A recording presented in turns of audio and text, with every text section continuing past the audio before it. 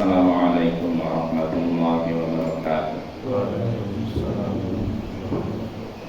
Alhamdulillah wassalatu wassalamu ala rasulillah wa ala alihi wa sahbihi wa man wala, amma ba'd. Ayyuhal ikhwah, a'azzani wa a'azzakumullah. Kita lanjutkan pembacaan kitab Al-Adabul Mufrad karya Imam Al-Bukhari. Berkata Imam Al-Bukhari rahimahullahu ta'ala, babun khairul jiran, bab sebaik-baik tetangga. Bab sebaik-baik tetangga, maksudnya bab tentang tetangga yang paling baik itu seperti apa.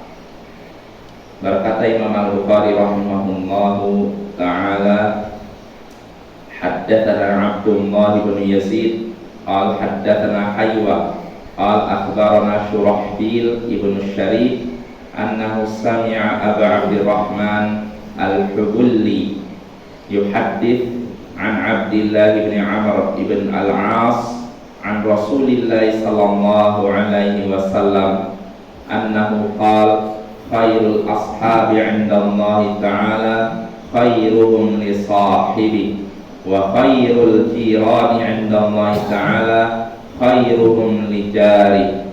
Telah menceritakan kepada kami Abdullah bin Yazid, ia berkata telah menceritakan kepada kami Haywa, ia berkata telah mengabarkan kepada kami Shurahbil bin Syarif bahwasanya ia mendengar Abu Abdurrahman Al-Hubulli menyampaikan dari Abdullah bin Amr bin Al-As dari Rasulullah sallallahu alaihi wasallam bahwasanya beliau bersabda, sebaik-baik teman di sisi Allah adalah yang paling baik kepada temannya, dan sebaik-baik tetangga di sisi Allah adalah yang paling baik kepada tetangganya.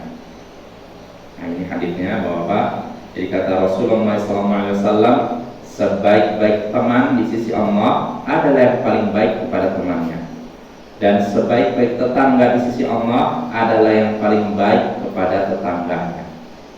Insya Allah maknanya jelas ya. Maknanya seorang dikatakan sahabat yang baik ketika dia baik kepada sahabatnya, dan seorang dikatakan tetangga yang baik, paling baik ketika dia berbuat baik kepada tetangganya.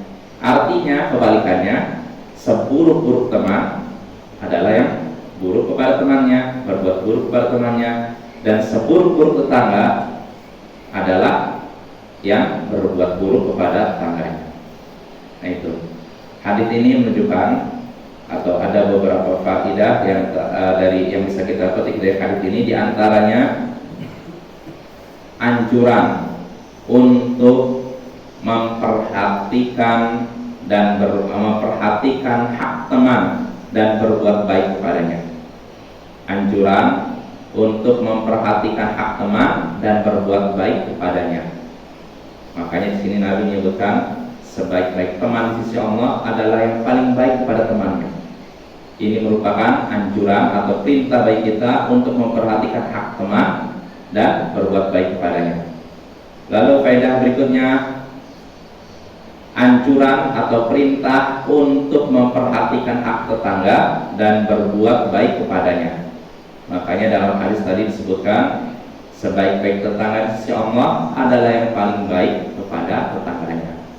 Hendaknya kita perhatikan hak teman kita dan hak tetangga kita. Lalu faedah terakhir yang bisa kita petik dari hadis ini, yaitu kebalikan dari semua tadi, seburuk-buruk teman adalah yang paling buruk kepada temannya. Seburuk-buruk teman di sisi Allah adalah yang paling buruk kepada temannya, dan seburuk-buruk tetangga di sisi Allah adalah yang paling buruk kepada tetangganya.